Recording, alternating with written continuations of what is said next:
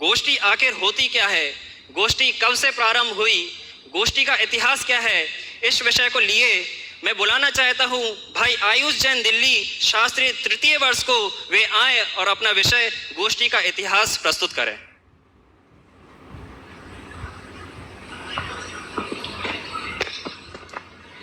जयदुजिनंदो जयोजिन शासनम। यहाँ पर उपस्थित आदरणीय अध्यक्ष महोदय एवं सभी साधर्मी भाइयों को मेरा सादर जय जिनेंद्र।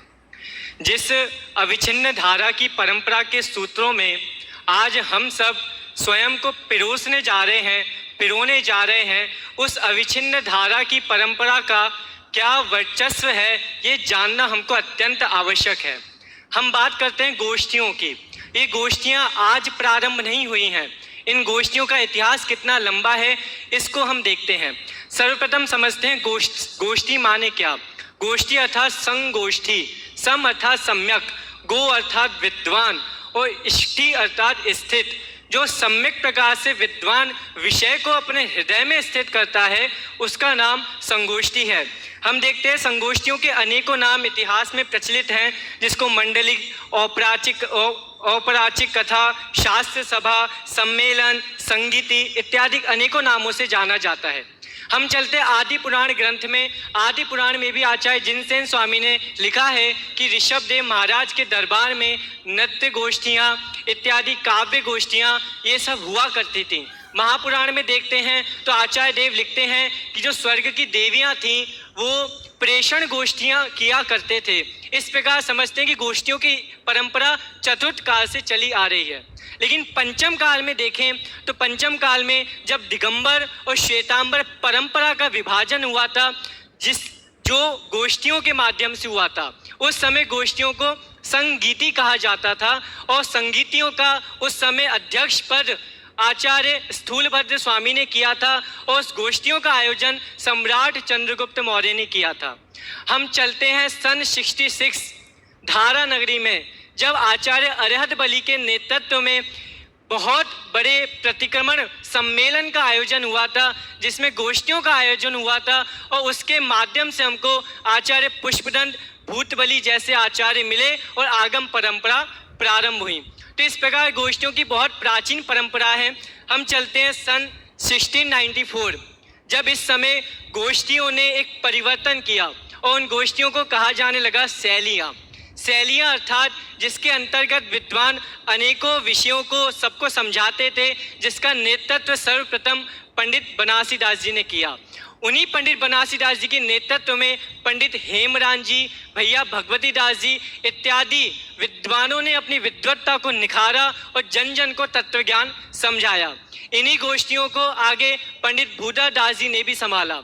अबुल फजल द्वारा रचित अकबरनामा में, जो कि अकबर का जीवन चरित्र है, उसमें भी ऐसा वर्णन आता है कि उस समय अकबर के दरबार में भी धार्मिक संगोष्ठियों का आयोजन होता था, जिसके माध्यम से धर्म की चर्चा सब लोग सुनते थे।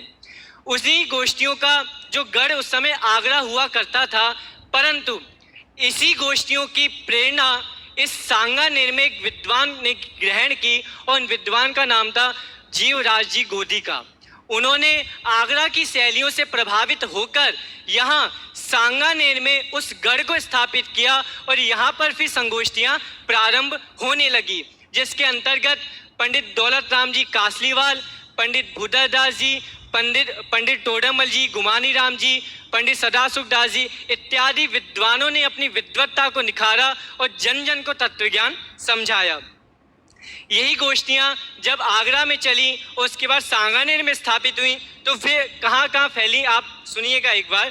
जयपुर, आगरा, दिल्ली, मुल्तान, कामा, बनारस, सीकर, सहारनपुर, ईसागढ़, लश्कर, इंदौर और मुल्तान इत्यादि शहरों में भी गोष्ठियाँ प्रारंभ हुईं और इन गोष्ठियों ने एक धार्मिकता का वातावरण स्थापित किया, जिसके अंतर्गत हम सभी को पता है मुल्तान के प्रसिद्ध जो गोष्ठियों का शंका समारोह उन्होंने टोडरमल जी को भेजा था, जो रहस्यपूर्ण चिट्ठी के रूप में निखरा और उसके माध्यम से हमको अनेकों विषयों का लाभ हुआ।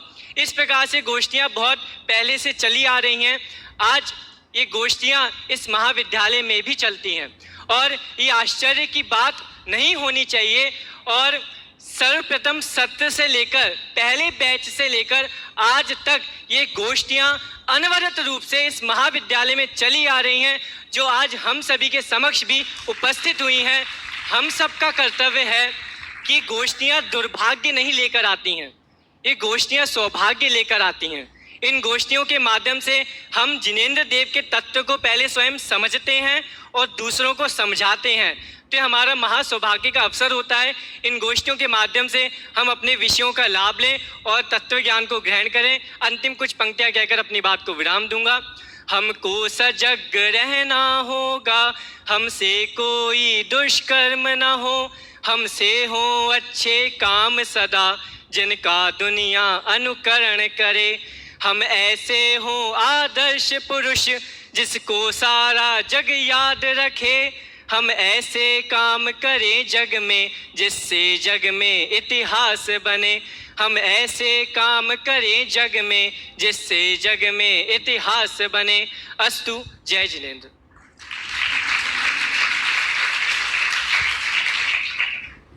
अभी हम सभी ने देखा जिन गोष्ठियों के माध्यम से हम सभी तत्व प्रचार करते हैं, उन्हीं गोष्ठी अर्थात शैलियों के माध्यम से पंडित टोडरमल जी, बनारसी दास जी आदि भी तत्व प्रचार करते थे। अब आगामी क्रम में